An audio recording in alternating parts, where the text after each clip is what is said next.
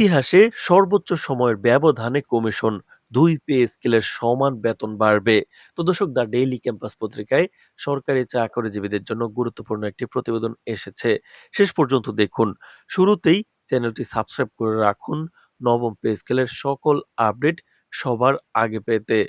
তো দর্শক, ইতিহাসের সবচেয়ে বেশি সময়ের ব্যবধানে এক দশক পরে গঠিত হয়েছে নবম পে কমিশন। এই কমিশনের সুপারিশের উপর ভিত্তি করেই ঘোষিত হবে নবম পে স্কেল। ফলে বাড়বে সরকারি চাকরিজীবীদের সুযোগ সুবিধা। সেদিকেই এখন তাকিয়ে আছেন কর্মজীবীরা।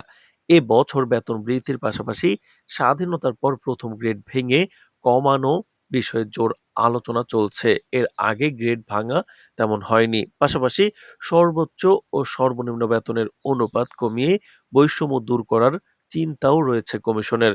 বাংলাদেশের ইতিহাসে এখন পর্যন্ত ৮টি পে স্কেল পেয়েছেন কর্মজীবীরা। এসব স্কেল ঘোষণার সময়ের ব্যবধান পর্যালোচনা করে দেখা যাচ্ছে যে সর্বোচ্চ ৮ বছর ব্যবধানে ২ বার পে স্কেল ঘোষণা করা হয়েছে। ১৯৮৫ সালে সর্বোচ্চ বেতন দ্বিগুণ করে ৬,০০০ টাকা এবং সর্বনিম্ন বেতন ১২২.২২% বাড়িয়ে করা হয় ৫০০ টাকা। আর ২০০৫ সালে গঠিত কমিশন সর্বোচ্চ বেতন ৫৩.৩৩% বাড়িয়ে ২৩,০০০ টাকা এবং সর্বনিম্ন বেতন ৬০% বাড়িয়ে ২,৪০০ টাকা করা হয়েছিল। তো দর্শক, এছাড়া ৬ বছরের ব্যবধানে পে কমিশন গঠিত হয়েছে ২ বার। চতুর্থ কমিশন ১৯৯১ সালে সর্বোচ্চ বেতন ৬৬.৬৬% বাড়িয়ে ১০,০০০ টাকা এবং সর্বনিম্ন বেতন ৮০% বাড়িয়ে ৯০০ টাকা করা হয়েছিল। আর ২০১৫ সালে সর্বোচ্চ বেতন ৯৫% বাড়িয়ে ৭৮,০০০ টাকা এবং সর্বনিম্ন বেতন ১০১.২২% বাড়িয়ে করা হয়েছিল ৮,২৫০ টাকা।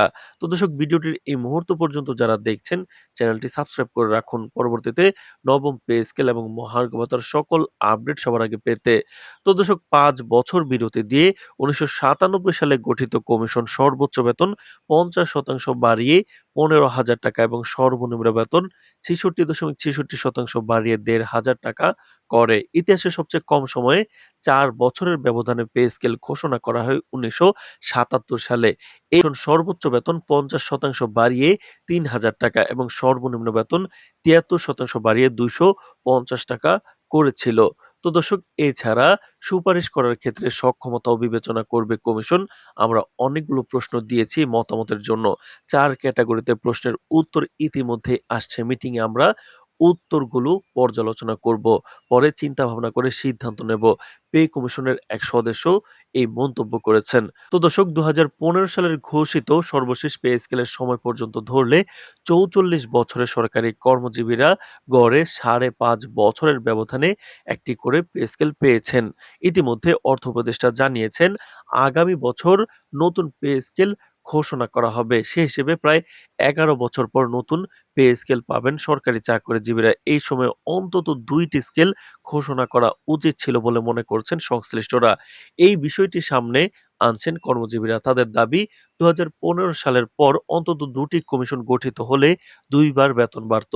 এই বিবেচনায় যেহেতু ২ বারের সময় ১ বার পে স্কেল দেয়া হচ্ছে, তাই বেতন বৃদ্ধির সময় বিষয়টি বিবেচনায় রাখতে হবে। তো দর্শক, ১১ থেকে ২০তম গ্রেড সরকারি চাকরিজীবী ফোরামের সাংগঠনিক সম্পাদক বলেন যে ১১ বছরে অন্তত ২ বার পে স্কেল পাওয়ার কথা ছিল, কিন্তু সেটা হয়নি।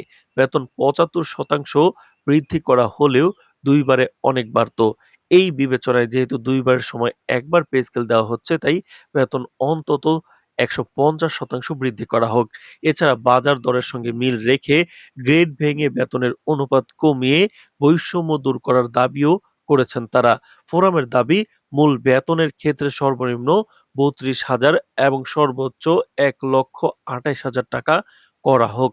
তো দর্শক, বিষয়টি নিয়ে কমিশনের পরিকল্পনা জানতে পে কমিশন ২০২৫-এর একাধিক সদস্যদের সঙ্গে কথা বলা হয়েছে। তারা বলেছেন বাজার দর, কর্মজীবীদের চাহিদা সবকিছু কমিশনের বিবেচনায় আছে।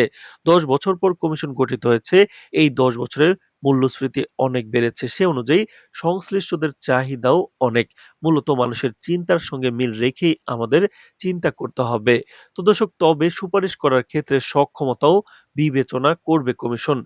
তো দর্শক, নবম পে স্কেল এবং মহার্ঘ ভাতার সকল আপডেট নিয়মিত পেতে চ্যানেলটি সাবস্ক্রাইব করে রাখুন। আজ এ পর্যন্তই।